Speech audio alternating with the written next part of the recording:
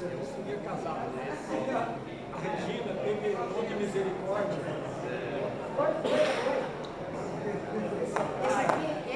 Esse é o cara.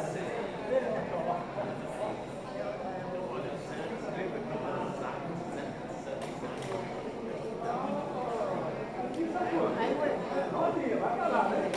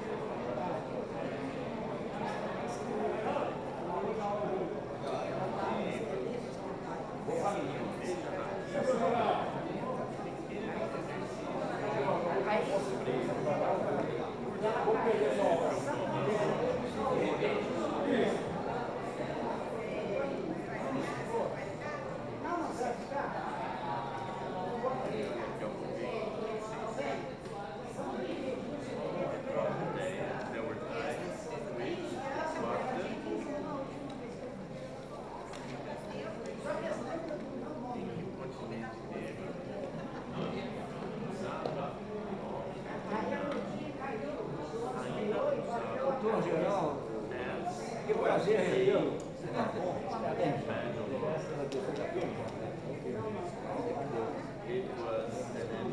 Você está por fora?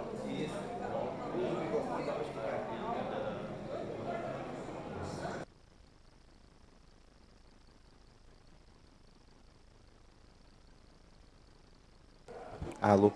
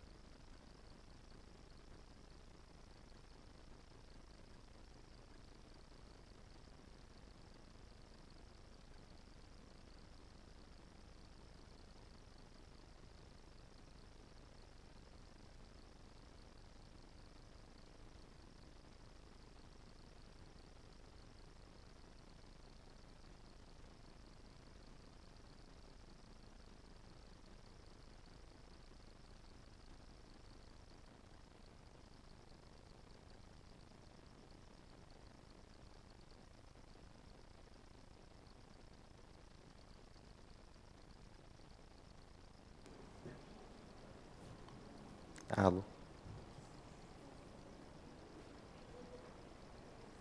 Podemos?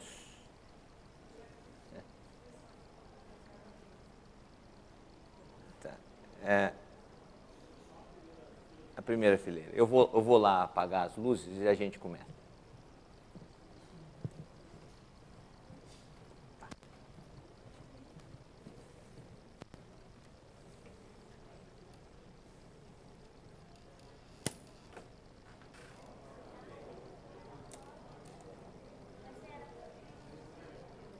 Tudo bom? Bom dia, o que você está querendo fazer?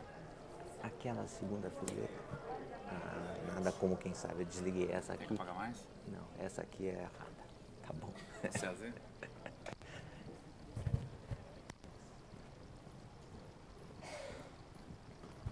Eu estava errando o botão, o Reinaldo acertou.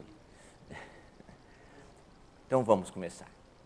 Vamos orar pedindo a orientação do nosso Deus para que a gente possa tirar proveito desses instantes que vamos ter aqui. Senhor, nós somos agradecidos pela bênção de estarmos aqui, por podermos nos reunir aqui, cultuar o Senhor nesse local. queremos nos aprimorar no conhecimento da Tua Palavra, para que nós possamos viver mais o que o Senhor nos ensinou e que o Senhor nos transmite na Tua Palavra. Pedimos que o Senhor permita isso aqui, um aprendizado, e abençoe a cada um de nós nesse instante, em nome de Jesus. Amém. Nós vamos continuar, então, o nosso estudo, e nós vamos abordar um tema que até já foi abordado, o reverendo Donaldo abordou o tema, né?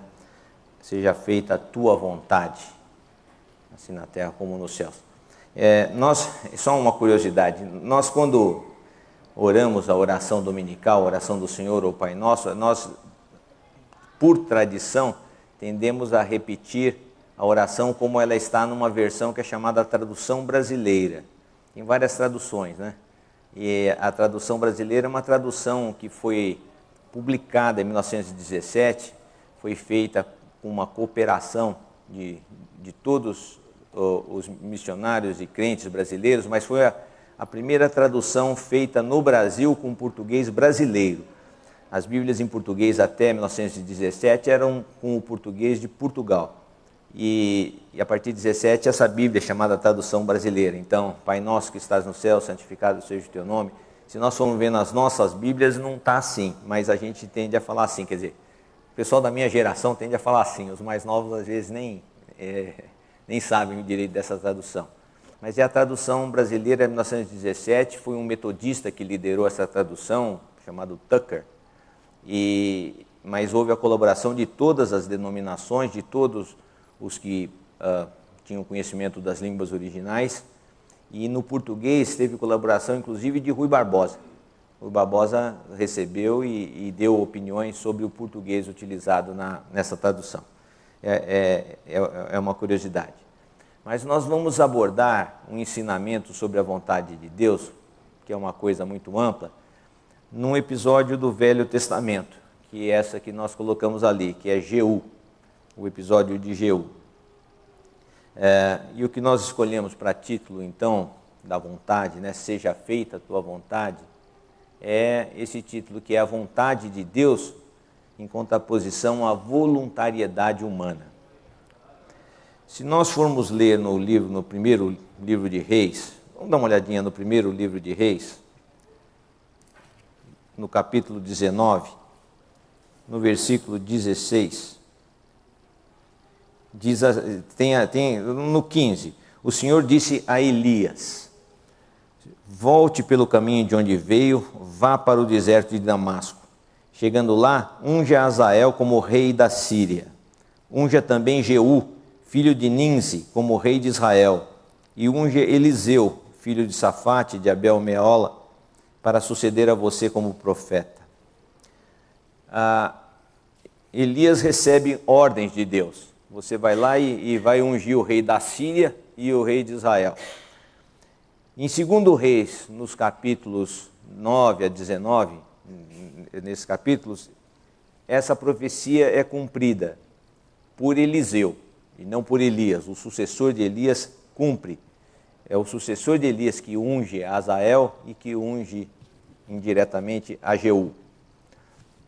Porque, na realidade, a unção que Eliseu faz, no caso principalmente de Jeú, não é uma unção direta. O que Eliseu, o sucessor de Elias, faz é que ele dá início a uma sequência de eventos políticos.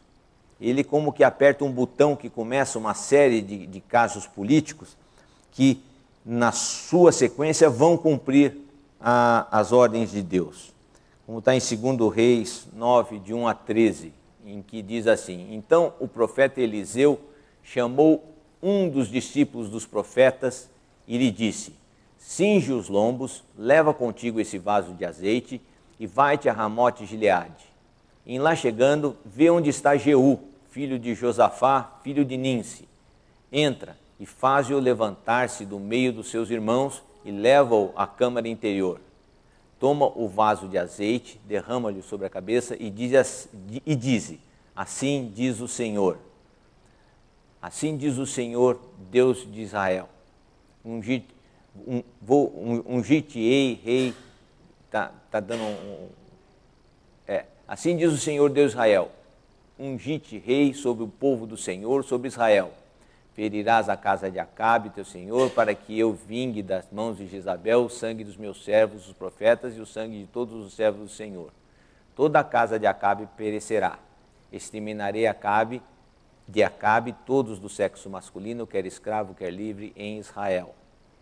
Porque farei a casa de Acabe como a casa de Jeroboão, filho de Nebate, e como a casa de Baasa, filho de Aías.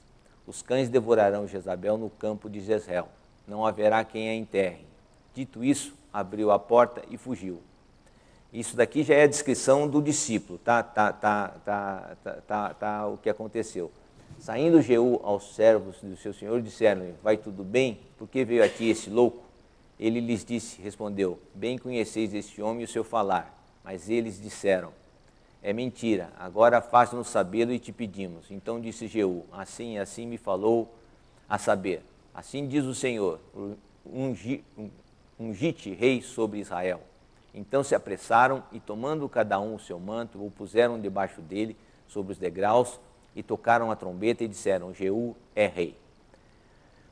Quem falou tudo isso não foi Eliseu, foi o discípulo dos profetas, que nós não sabemos sequer o nome que foi lá.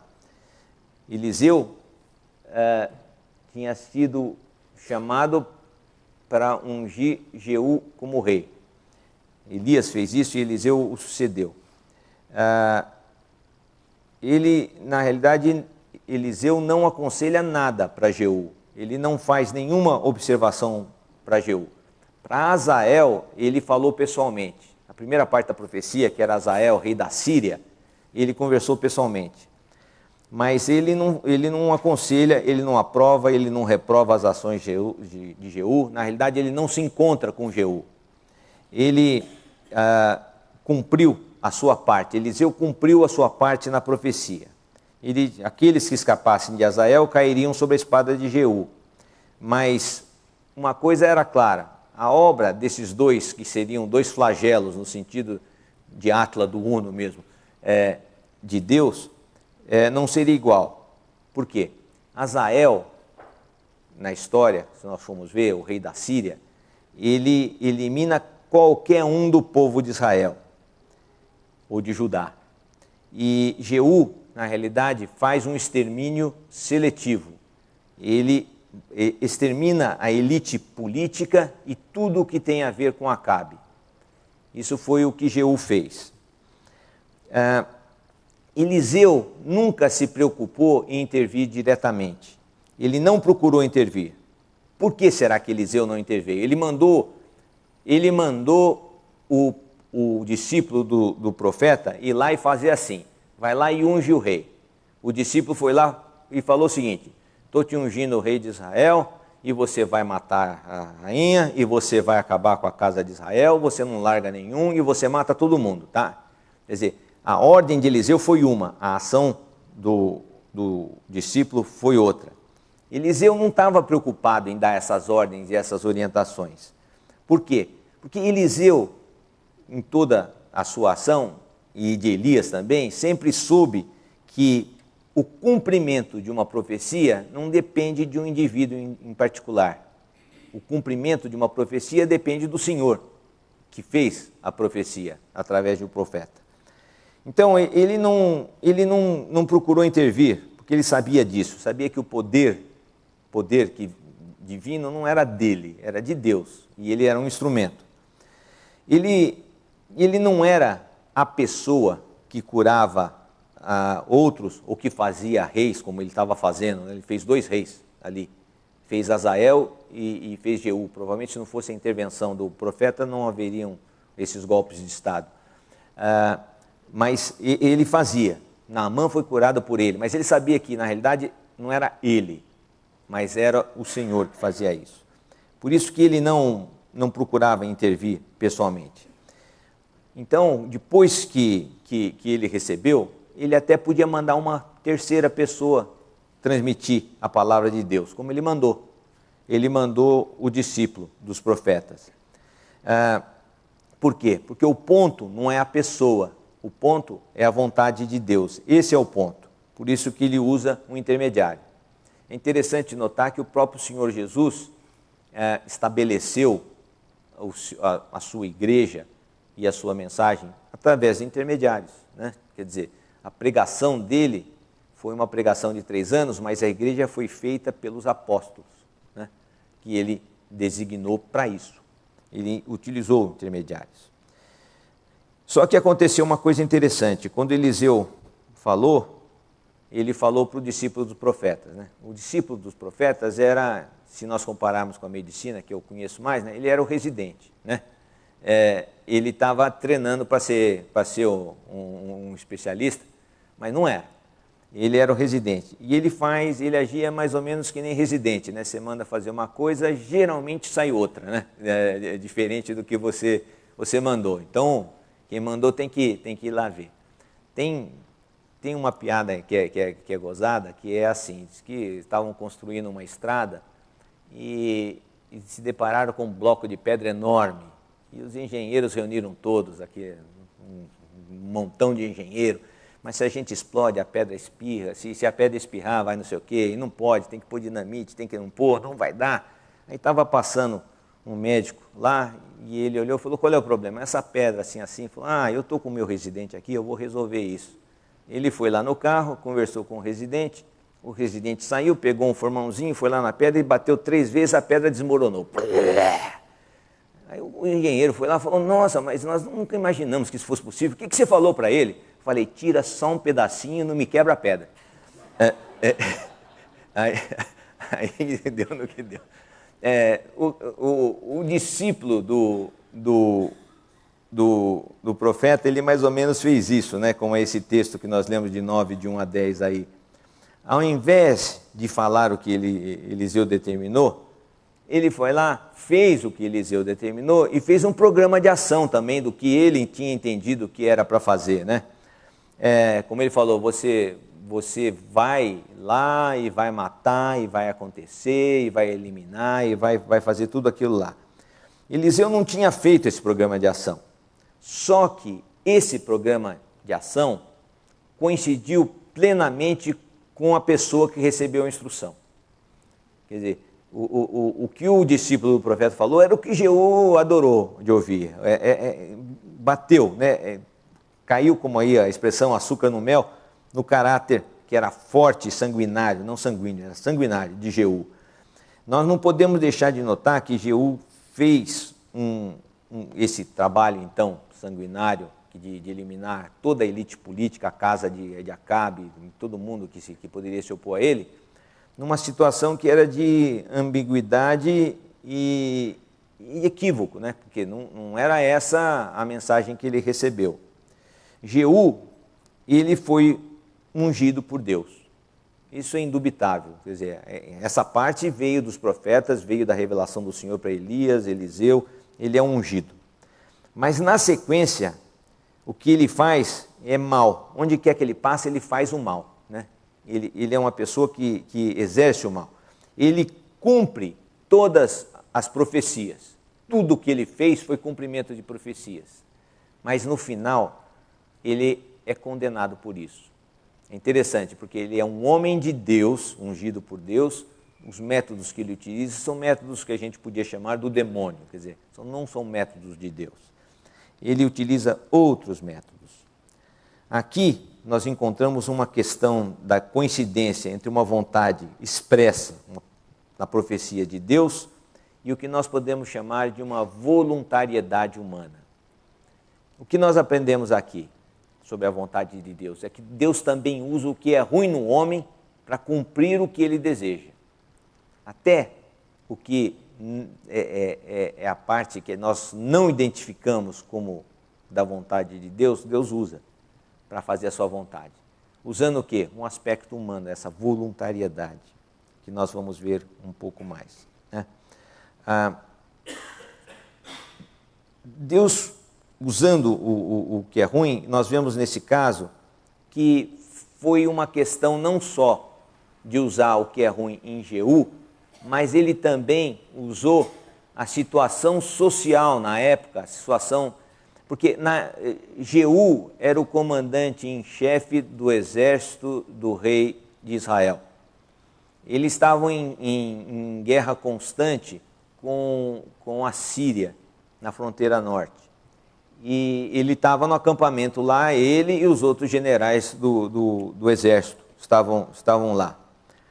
Mas a ação dos generais, nesse caso, não deixa dúvida a nenhum historiador de que havia uma conspiração dos generais do rei de Israel, Jeorão ou Jorão, tanto o nome é variável, com a intenção de derrubar. Eles não estavam satisfeitos com o reinado de Jorão. Havia uma conspiração.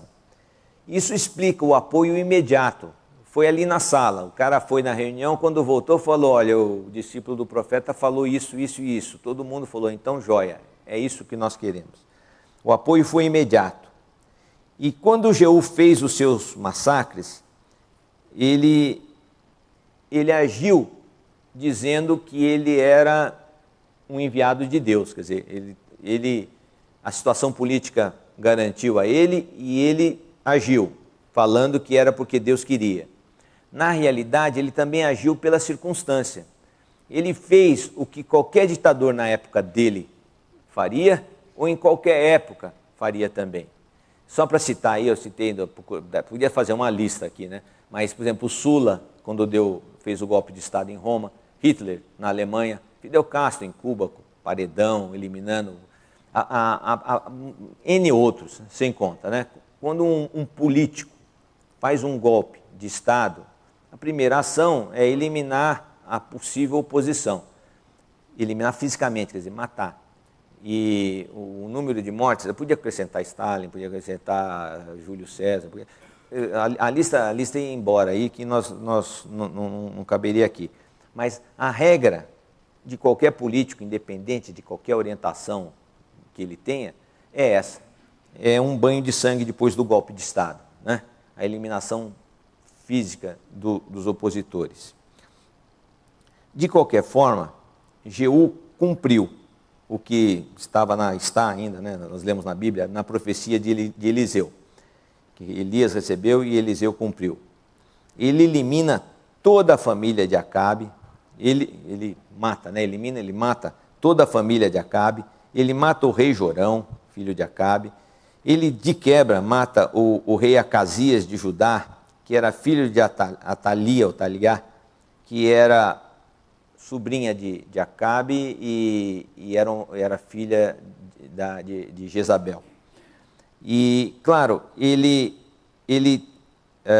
mata outros 70 filhos de Acabe, e Acabe tinha bastante filho também, e mata todos os governadores, todos os ministros, toda a liderança de Israel que fosse leal à casa de Acabe, e todos os familiares dele, por mais distantes que fossem, ele também matou, né? E os que mataram, ele fez se nós formos ler o texto, ele fez um jogo político, induzindo a outros matarem os 70 filhos de Acabe, um ardil. Ele fez uma artimanha, será que eu não devo acabar com eles? Ele queria dizer que queria ver e tal, as pessoas mataram os 70, na realidade por instigação dele. Aí ele matou quem matou os 70 também, né? Quer dizer, eram pessoas que teriam alguma aspiração política. E em seguida, ele procurou os demais políticos de Samaria, o congresso todo, e matou também. Aí, terminando a matança, o banho de sangue, ele manda matar todos os sacerdotes e adoradores de Baal, também por artimanha, também com mentira e truques. E não é pouco, né? A matança que ele fez não foi pouca. Então ele cometeu esses massacres e ele dizia que ao cometer esses massacres ele estava cumprindo a profecia contra Acabe, como está em 2 Reis 9, 25, 26. Então Jeú disse a Bidkar, seu capitão: toma-o, lança-o no campo da herdade de Nabote, o jezreelita, pois lembra-te de que, indo eu e tu juntos montados após Acabe, seu pai, o Senhor pronunciou contra ele esta sentença: tão certo como vi ontem o sangue de Nabote e o sangue de seus filhos, diz o Senhor. Assim tu retribuirei neste campo, diz o Senhor. Agora, pois, toma-o e lança-o nesse campo, segundo a palavra do Senhor. Então ele resolveu cumprir a profecia. Ele falou, tem uma profecia que diz que Acabe e os seus descendentes vão pagar pelo que fizeram no campo. Esse campo de Nabote, para quem não lembra, era uma vinha que ficava ao lado do palácio real em Jezreel. E Jezabel acordava, abria a janela e via aquela vinha que devia ser muito bem cuidada e bonita, e ela falou, eu quero para mim. Aí o rei Acabe foi lá querendo comprar a vinha, e o dono da vinha falou, não, essa vinha é da família, não está à venda, lamento. E não vendeu. Aí ele mandou matar Nabote e tomou a vinha. E aí houve essa profecia e que Jeú disse, então nós vamos cumprir a profecia, pega o corpo e joga lá, que é para cumprimento da profecia. Ele dizia que isso era cumprimento de profecia. O que na realidade ele estava tentando fazer, Jeú estava tentando assumir o controle da profecia para benefício dele. Havia uma profecia que caía bem para ele, que dava certo para ele. Então Jeú procura controlar a profecia. A profecia, na realidade, não era tão específica assim, ela era genérica, ela dizia que iria haver a punição. Quem deu detalhes, na realidade, da tarefa que ele ia fazer, da profecia, vai ser assim, vai ser assado e tal, vocês têm que matar todo mundo, não foi o profeta lá atrás, foi o residente, foi o discípulo dos profetas. Esse é que deu detalhes. Esses detalhes não eram parte da mensagem de Eliseu. Nós entendemos melhor a atitude de Jeú se nós fizermos, por exemplo, uma rápida comparação com a atitude que Davi teve com Saul. Davi tinha sido já ungido, Davi sabia que havia profecia, que havia a orientação do profeta, ele seria o rei. No entanto, quando ele fica numa situação de vantagem sobre Saul e poderia cumprir a profecia, ele estava na caverna, escondido, em maioria lá dentro, e Saul foi satisfazer as necessidades fisiológicas na caverna e ele ficou exposto, indefeso. Davi poderia ter matado, por exemplo. Mas Davi falou, não, ele vai ser morto, mas é o Senhor que vai fazer isso e não eu. Ele não assumiu o controle da profecia em seu benefício. Ele aguardou o que o Senhor fosse fazer. Essa atitude mostra muito bem como deveria ser. Nós podemos até ver isso depois, em outra ocasião. Então, a atitude de Davi frente à casa de Saul foi uma, e depois, N vezes, Davi sempre repetiu essa atitude de aguardar o Senhor agir e não tomar a profecia, fazer o uso político da profecia para si mesmo. Davi não fazia isso. Não que Davi não fosse também um matador. Davi matava e matava muito. Ele era sanguinário. Né? O Senhor mesmo falou isso, né? Você viveu pela espada. E espada que matava os outros. Mas ele não usava a política em benefício próprio. E ele nunca usou. Aí houve uma referência ao pecado de Jeroboão. Né? Assim que o reino foi dividido, houve um outro caso interessante, que foi Jeroboão, que tornou-se rei do norte. E que ele é acusado que o pecado dele foi construir os santuários em Dan e Betel, no norte e no sul de Israel. Não foi. Quer dizer, foi. Ele não devia ter construído. Mas não é esse o problema. O problema é usar a religião para fim político. É utilizar Deus para conseguir um benefício político, usar o nome de Deus para ganhar voto. Que foi o que Jeroboão fez. Para o povo não ir para Jerusalém, nós vamos arrumar a política aqui e fazer 2 santuários. Ele não estava preocupado com a adoração de Deus, mas sim com o problema político que ele tinha para resolver. E essa atitude que Davi nunca teve, Jeroboão teve, e Jeú teve de outra forma, é que mudou o espírito do cumprimento da profecia. A vontade de Deus era uma, mas houve uma voluntariedade que não era a de Deus. No caso de Acabe, que era rei de Israel, mas era um idólatra, ele tinha um culto com deuses que demandavam, inclusive, sacrifício humano, né? Há uma controvérsia se aconteceu ou não, mas o culto que ele fazia tinha sacrifício humano, de Baal Melcarte. E havia uma aceitação desse culto que veio da mulher dele, que era Filisteia, e ele promoveu massacre dos que acreditavam no Deus verdadeiro. Ele levou Israel a abandonar a Deus. Tudo isso, então, levou a um juízo que até o Senhor Jesus mencionou, está em Mateus 26, 52. Todos que empunham a espada, pela espada morrerão. A gente cita isso pelo seguinte: o que aconteceu com a casa de Acabe não foi o que provavelmente teria acontecido, Deus havia de cumprir a profecia de alguma forma, mas foi justo, não houve injustiça ali. Quer dizer, a condenação de Acabe e de sua casa foi justa. É o cumprimento dessa profecia que é o problema. Porque nesse caso nós temos duas coisas. Uma é um julgamento divino. Então existe um julgamento divino que é justo. E tem um mecanismo de eventos que acontecem. Uma vez que Deus exprimiu o seu julgamento através do profeta, haverá em alguma data uma sequência de eventos que vai cumprir o que Deus falou. Então, sem dúvida, nesse caso específico que nós estamos estudando, Jeú executou o que Deus havia predito. Jeú executa direitinho. Mas, em última análise, o que Jeú fez, ele fez o que Deus havia predito, mas ele fez usando uma lógica política em proveito próprio.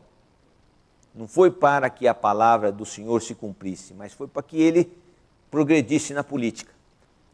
Então, ele usou para fazer isso as mesmas armas que levaram à condenação de Acabe. Quer dizer, Acabe foi condenado porque ele era um cara sanguinário que não seguia os caminhos de Deus. E ele fez a mesma coisa para cumprir a vontade de Deus. Ele usou as armas que são as armas da política e da violência, que é o que Acabe usava. Acabe era mestre, né? O filho dele parece que não era tão bom, mas ele era muito bom. Então, toda vez que a gente ouve falar em armas políticas e de violência, é a arma que qualquer político usa. Nós vemos hoje aqui gente incitando, nós vamos pôr o exército na rua, o exército do MST, não sei o quê. É política. É política e é violência, que são as armas que não são necessárias para a ação de Deus. Aqui nós vamos entender melhor as profecias, um aspecto das profecias. Qual é esse aspecto que nós vamos entender? Primeiro, as profecias, elas todas que nós fomos ler, elas não são únicas. Esse foi o erro, né, dos rabinos. Eles liam as profecias, a profecia é isso, se refere a um filho de Davi. Ela se referia a isso e aquilo também, por exemplo, ao Senhor Jesus que viria também. Mas eles não entenderam. Elas não são só isso. Então, esse entendimento, que é o exemplo que eu estou usando aqui, sem ler os textos, mas de que uma profecia é só isso aqui, foi que levou os rabinos a não entenderem a vinda do Senhor. O Senhor explicando, todo mundo entendia, mas nem os discípulos no caminho de Emaús estavam entendendo. Precisou o Senhor andar com eles não sei quantos quilômetros falando das profecias, mostrando que aquilo não era apenas aquilo, mas era também isso, e falavam dele, de Jesus, para eles entenderem. E eles entenderam.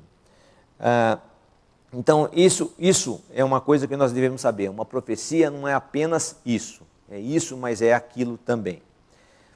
E nesse caso aqui, Deus condena Acabe, Deus escolhe Jeú como rei, mas Deus deixa ao homem achar as maneiras e os meios. Deus deixa um espaço de ação humana. Então, aonde que ele deixou? Ele deixa um espaço para o homem agir na medida da responsabilidade humana. Então, na medida de até onde o homem é responsável, aqui não havia escolha, né? O Senhor falou, a coisa vai acontecer. Não tem escolha. Então, houve a profecia, vai acontecer. Mas na medida da responsabilidade humana, Deus libera o homem. Davi poderia ter escolhido matar Saul na caverna. Ele não escolheu, mas era a medida da responsabilidade. Isso não livrou Saul da perda da sua dinastia e da sua vida. Mas ele poderia. Então, as paixões humanas são liberadas quando Deus permite que elas sejam, dentro da responsabilidade humana. Então, nessa medida, Deus permite. E quando libera a paixão humana, a coisa muda. Vamos ler Zacarias 11:6. Certamente já não terei piedade dos moradores desta terra, diz o Senhor. Eis, porém, que entregarei os homens, cada um, nas mãos do seu próximo e nas mãos do seu rei. Eles ferirão a terra e eu não os livrarei da mão deles. Essa é grave, né? Essa profecia. Quer dizer, estar na mão de Deus é uma coisa, cair na mão do homem é outra. O homem agindo como ele é um perigo. E daí que nós entendemos a escolha que Davi fez, quando está em 2 Samuel, quando o Senhor disse que o haveria de punir e deu alternativas para ele. Aí sentiu-se Davi bater-lhe o coração, depois de haver recenseado o povo, e disse o Senhor: muito pequei no que fiz, porém agora, ó Senhor, peço-te que perdoes a iniquidade do seu servo, porque procedi muito loucamente. Ao levantar-se Davi pela manhã, veio a palavra do Senhor ao profeta Gade, vidente de Davi, dizendo: vai e dize a Davi, assim diz o Senhor, 3 coisas te ofereço, escolhe uma delas para que te faça. Veio, pois, Gade a Davi e lhe fez saber, dizendo: queres que 7 anos de fome te venham sobre a tua terra, ou que por 3 meses fujas diante dos teus inimigos e eles te persigam, ou que por 3 dias haja peste na sua terra? Delibera agora e vê que resposta lhe dará ao que me enviou. Então disse Davi a Gade: estou em grande angústia, porém caiamos na mão do Senhor, porque muitas são as suas misericórdias, mas nas mãos dos homens não caia eu. Qualquer coisa é melhor que cair na mão dos homens, né? Essa realidade que Davi faz é a realidade que vale até hoje. Deus é amor mesmo quando Ele está julgando e vai condenar. Deus é amor. E Ele julga, condena e pune, e Deus é justo, né? Mas não há nada pior que cair na mão dos homens, mesmo quando esse homem quer fazer a vontade de Deus. Porque quando o homem, nesse caso, quer fazer a vontade de Deus, ele quer fazer essa vontade no lugar de Deus. E esse é o ponto. Seja feita a tua vontade. Quando o homem resolve fazer a vontade de Deus, mas é a resolução dele, ele está fazendo a vontade dele, não a de Deus. Ele não está dando esse espaço. Então, o homem é um perigo. Não podemos deixar de notar que Deus aceita as ações que Jeú fez. Deus aceitou. Está em 2 Reis 10:30. Pelo que disse o Senhor a Jeú: porquanto bem executaste o que é reto perante mim e fizeste a casa de Acabe segundo tudo o que era meu propósito, teus filhos, até a 4ª geração, se assentarão no trono de Israel. Deus aceitou. A casa de Acabe devia ser destruída e Jeú destruiu. Mas a gente não pode deixar de esquecer aí na hora, lembra, quando você está lendo esse texto, vem à mente esse texto de Êxodo 25:6. Está em Êxodo. Não as adorarás e nem lhes dará culto, porque eu sou o Senhor teu Deus, Deus zeloso, que visito a iniquidade dos pais nos filhos até a 3ª e 4ª geração daqueles que me aborrecem, e faço misericórdia até 1000 gerações daqueles que me amam e guardam os meus mandamentos. Até a 3ª e 4ª é iniquidade. Ele ia garantir a herança de Jeú na dinastia até a 3ª e 4ª. Interessante. Davi, ele recebeu a bênção para as 1000. É a proporção, não é tanto 3 ou 4 que vale ou que é 1000, literalmente, mas a proporção de uma graça e de uma ira que é limitada e uma graça que não termina.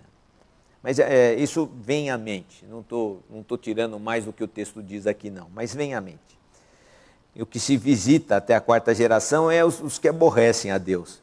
E é interessante porque no versículo seguinte tem uma observação em 2 Reis 10, 31, que é essa daí. Mas Jeú não teve o cuidado de andar de todo o seu coração na lei do Senhor, Deus de Israel, nem se apartou dos pecados que Jeroboão fez pecar a Israel. O pecado de Jeroboão era o uso da política, né? O uso da religião como política. E essa observação vem logo em seguida. Ótimo, se cumpriu, mas você não teve o cuidado, né, de andar. E parece que colocou o problema aonde ele está aí, né?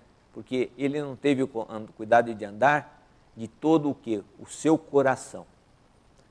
Ele já menciona o coração aí. A história de Jeú não acaba aqui, né? Ele consegue esse poder em contexto, ele se tornou rei de Israel e não teve quem o contestasse. Acabou as matanças, mas não teve um reinado glorioso não, né? Ele não foi nenhuma rainha vitória não.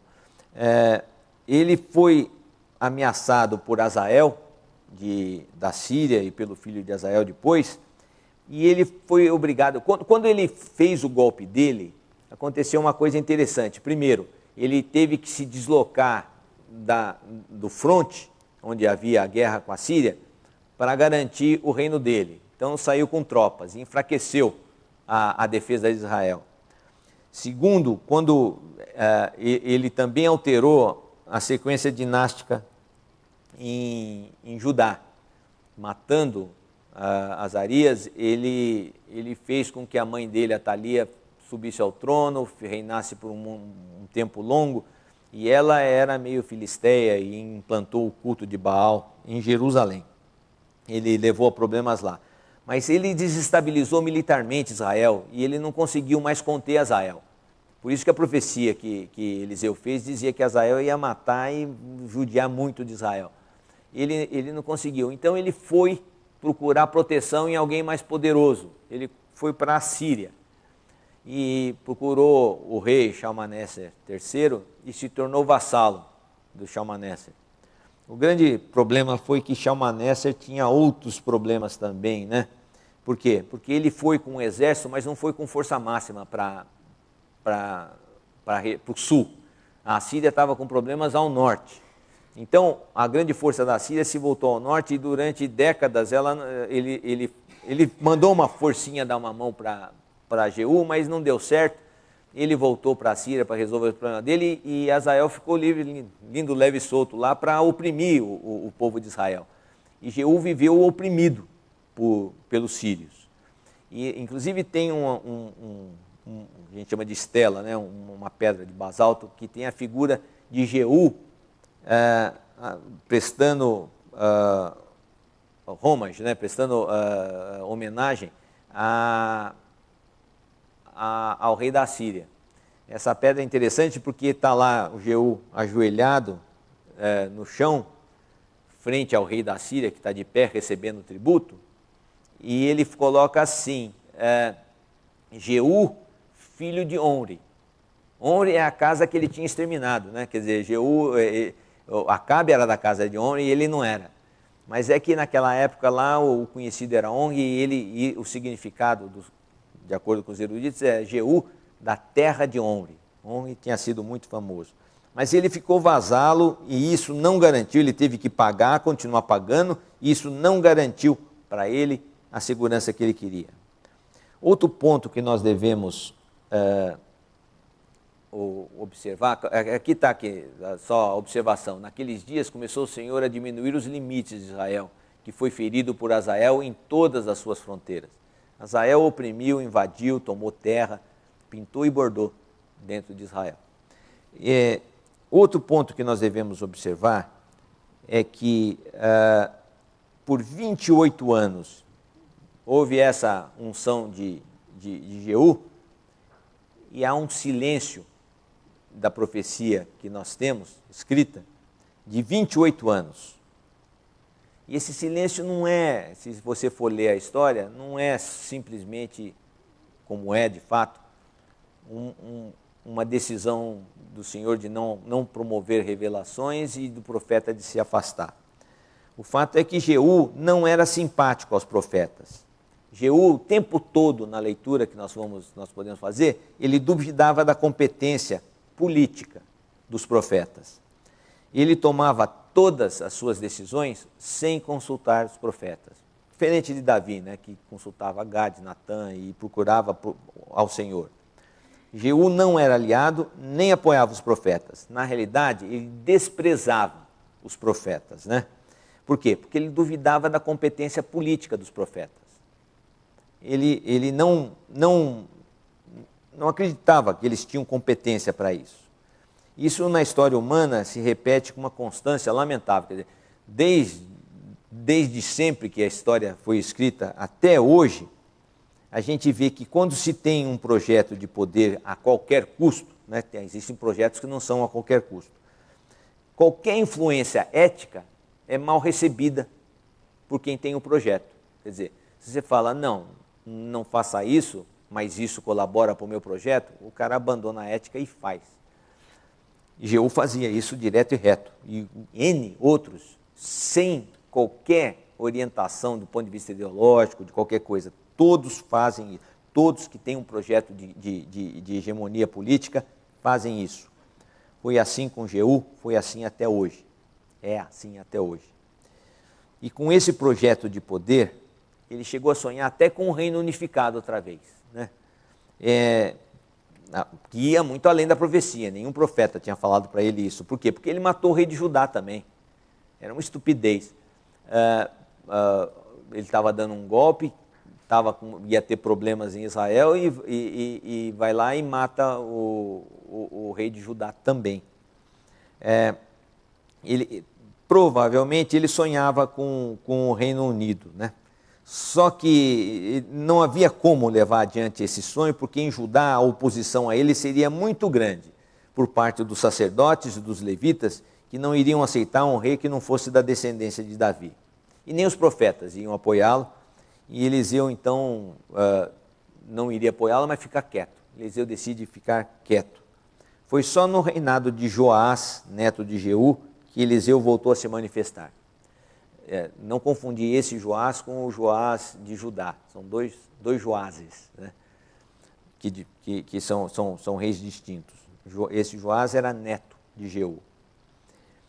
100 anos depois desse evento, então 100 anos depois da matança de Jeú, um outro profeta, contemporâneo desse Joás, descendente de Jeú, dá o veredito. Está em Oséias 1, 4, 5. Disse-lhe o Senhor a Oséias: põe-lhe o nome de Jezreel, porque daqui a pouco castigarei pelo sangue de Jezreel a casa de Jeú e farei cessar o reino da casa de Israel. Naquele dia quebrarei o arco de Israel no vale de Jezreel. O veredito de Deus veio 100 anos depois, mostrando que o Senhor não tinha se agradado dos episódios de sangue de Jezreel. Aquela matança desenfreada não agradou. O veredito foi que essa, então, dinastia seria quebrada e o arco de Israel seria quebrado. A questão real no caso de Jeú, como nós já vimos a dica agora há pouco, é a do coração. Deus admite, sim, em várias ocasiões na Bíblia, que uma ação fira a moralidade, a ética que ele mesmo estabeleceu. Por exemplo, foi o caso de Abraão. Abraão matou várias pessoas, ele tinha um exército particular, ele chegou ao ponto de quase fazer um sacrifício humano. Ele ia fazer, né? Ele ia matar o filho dele. Ele não fez porque o Senhor impediu, né? O anjo segurou a mão dele. Mas Abraão, ele não quis fazer a história de Deus antes de Deus, na frente de Deus. Ele nunca quis. Jeú, com uma aparente fidelidade a Deus, sabendo a vontade de Deus, como que ele toma posse dessa vontade de Deus para ele, Jeú, e age. E quando ele age, na realidade, o que conta na ação dele é a vontade dele, Jeú, não a de Deus. O que Jeú faz é que ele se propõe a moldar a história, a decidir não só em nome de Deus, mas no lugar de Deus. E esse é o erro dele. Ele quer fazer as coisas no lugar de Deus. Então ele faz a vontade de Deus do jeito que Deus queria, mas quem faz é ele, com a motivação política dele, e não do Senhor. É ele que faz. Ele não é só, como deveria ser, um agente de Deus. Ele assume o controle da profecia. Ele é o que nós podemos chamar, então, agora de voluntarismo, né? Quer dizer, assumir o controle de uma situação que não lhe diz respeito diretamente. Ele vê uma situação em que ele pode atuar, não é para ele, o responsável pela ação é outro, mas ele assume. Esse voluntarismo. É como, só para usar o mesmo exemplo, o caso de Abraão. Abraão também errou desse mesmo jeito aí, de voluntarismo, né? O voluntarismo de Abraão. Quando ele decidiu cumprir a profecia que Deus havia feito a respeito da sua descendência. Então, Deus falou que eu ia ter uma descendência, não estou cansado de esperar, Sara está velha, e eu vou arrumar um filho com Agar. E arrumou, né? Um filho com Agar. Foi o voluntarismo, ele decidiu cumprir a profecia no lugar de Deus. Nesse caso aí, inclusive, foi explícito que o Senhor, Deus, não queria. É interessante que essa também foi a tentação do Senhor Jesus Cristo. O Senhor foi tentado assim também. Porque quando ele foi para o deserto, foi assim, o diabo falou, se você é filho de Deus, então, por quê? Porque o filho de Deus vai ter direito a um monte de coisa. E se você é o filho de Deus, então, vamos cumprir a profecia.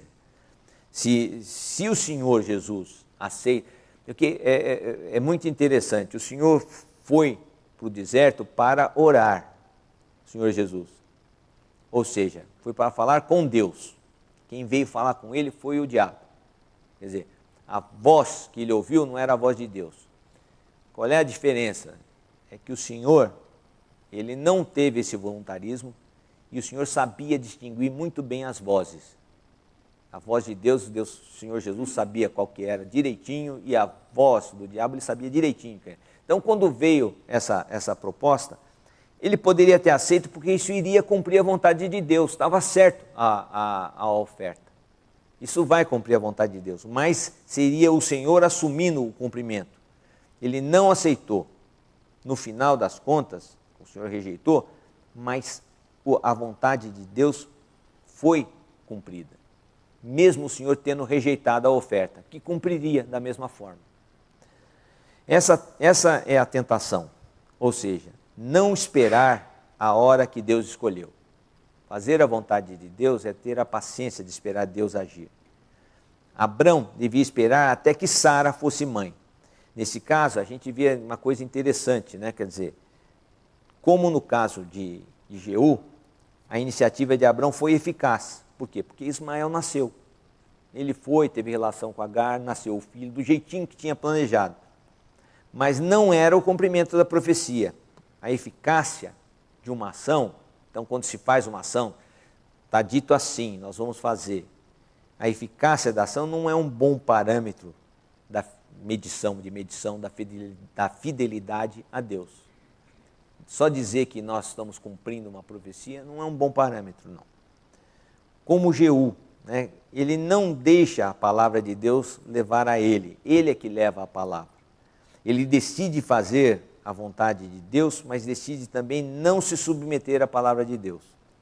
Ele acredita que foi comissionado por Deus para tornar o que foi profetizado, né, uma profecia abstrata, um evento histórico. Então, sou eu que vou mudar as coisas e vou fazer um evento histórico. E para ele, qualquer meio vale. Se eu pegar uma profecia e transformar num evento histórico, eu posso fazer do jeito que eu quiser. Atingindo os objetivos, os meios não importam. Isso é muito maquiavélico, muito político, mas é muito pouco divino. Não é assim. Não é assim que deve ser feito. Logo se percebe que é ação humana. No caso de Jeú, por exemplo, se nós formos ler, o baalismo que ele mandou eliminar por decreto foi oficialmente erradicado, mas logo ressurgiu. em Israel. Para curar Israel da idolatria foi preciso o exílio. Israel foi eliminado, mas em Judá, para curar Judá da idolatria, foi preciso o exílio. Decreto não resolveu.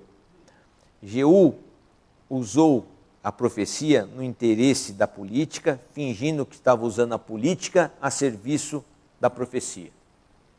Então, nunca se poderia subordinar a profecia à política. E foi isso que aconteceu. Enganosamente, quer dizer, dizendo que estava se cumprindo. Ó, veja bem, estou cumprindo. Isso é profético. Eu estou do lado de Deus. E ele não estava. Deus aceitou. E até confirmou por um tempo. Mas o veredito estava em Oséias. Mesmo quando Jeú é fiel e leva o povo a Deus, eliminou Baal e restabeleceu o culto a Deus, tudo o que ele faz é falso e ambíguo. E Deus decidiu que 4 descendentes de Jeú reinarão, mas os reinados dos 4 foram tormentosos, injustos, cheios de maldade, cheios de lutas. E houve uma consequência, que está em Oséias 4:1. Ouvi a palavra do Senhor, vocês ouçam a palavra do Senhor, vós, filhos de Israel, porque o Senhor tem uma contenda com os habitantes da terra, porque nela não há verdade, nem amor, nem conhecimento de Deus. Essa profecia é de Oséias, 100 anos depois, no reinado do neto de Jeroboão. O exemplo oposto de Jeú, que a gente pode procurar na Bíblia, um dos exemplos que a gente encontra, porque tem outros exemplos, foi João Batista. Por quê? Porque ele reconheceu que as suas ações tinham que ser submetidas à vontade do Senhor. Ele não teve nenhum voluntarismo. Está em João 3,30, quando ele reconhece que não deve. João 3,30, eu vou ler aqui, diz na nova versão internacional, diz assim: é necessário que ele cresça e eu diminua. Que é o contrário do que seria a tendência natural, quer dizer, cresço eu e ele que se vire. Ele não é o filho de Deus, ele que arrume a sua turma. Não, ele colocou a vontade de Deus acima do voluntarismo humano, nesse caso. E o que aconteceu? Jeú iniciou um processo que acabou levando a um grande colapso de Israel, com captura e destruição de Samaria, com a deportação de todo o povo para o cativeiro assírio, de onde eles nunca voltaram. Quem voltou foi o Judá da Babilônia. E João Batista, na realidade, foi quem iniciou um ministério que levou à morte, sim, do Senhor Jesus, mas trouxe a ressurreição depois e a nossa salvação. Aí que a gente entende, seja feita a tua vontade. Quando a vontade de Deus é feita, a consequência é bem melhor. Nós temos 5 minutos para conversar. Alguém tem alguma pergunta? Eu vou beber um gole d'água porque minha boca está seca.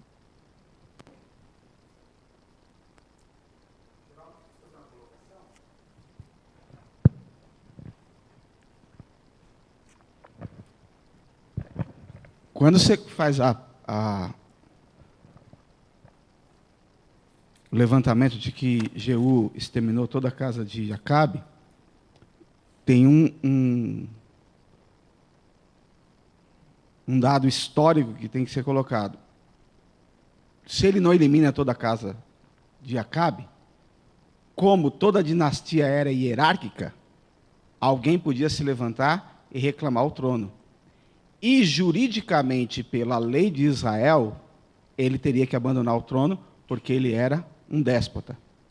Então, ele tem que eliminar toda a casa de Israel, para que não haja nenhuma hierarquia que possa reclamar o trono de Israel, que tinha sido colocado em Levítico, que todos os descendentes do rei teriam direito ao trono. Então, ele tem que eliminar toda a casa de Israel.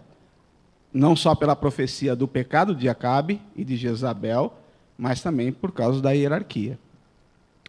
E o discípulo, ele passa as ordens a Jeú, porque era o que na casa dos discípulos a profetas, era o que se estudava. Todas as profecias eram relatadas. Olha, vai acontecer assim, assim, assim, assado.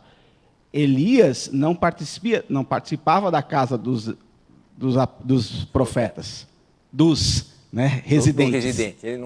Ele não participava, ele não era o professor. O hospital dele não tinha residente. Não tinha residente. Mas todos os residentes sabiam das profecias que tinham se colocado por Micaías, porque as profecias é de Micaías. Então ele tem que colocar. Porque ele eu vou passar literalmente o que me passaram. É isso. Você tem que ir fazer assim, assim, assim, assim, assado. Mesmo que não tenha sido a orientação que Eliseu passou. Porque a orientação de Eliseu, vai lá e faz do jeito que Deus mandou. Como Elias passou para Eliseu, Eliseu passou para o residente.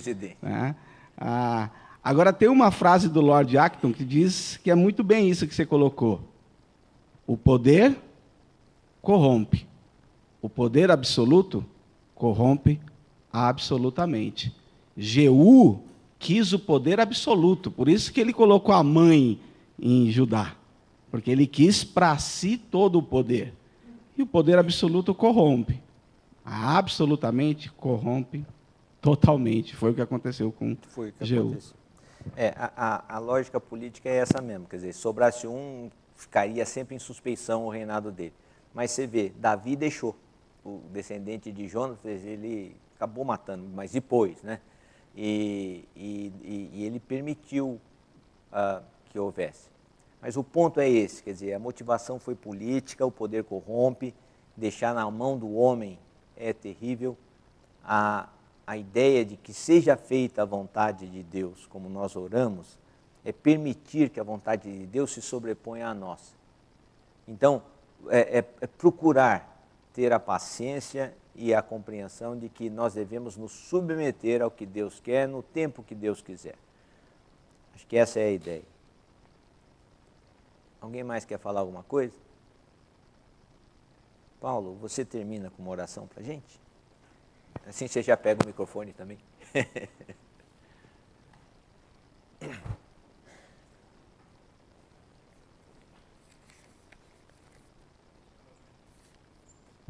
Senhor nosso Pai, nós agradecemos por essa leitura da Tua Palavra, dessa discussão, dessa conversa, pela instrução que o Senhor dá através do Geraldo. Esteja conosco entendendo e através do Teu Espírito operando na nossa vida para entender a Tua vontade, especialmente não deixar o nosso voluntarismo superar cumprimento da Tua vontade nas nossas ações. Nós oramos e nós pedimos estas coisas em nome de Jesus Cristo. Amém. Amém. Um bom domingo e abençoado para todos nós.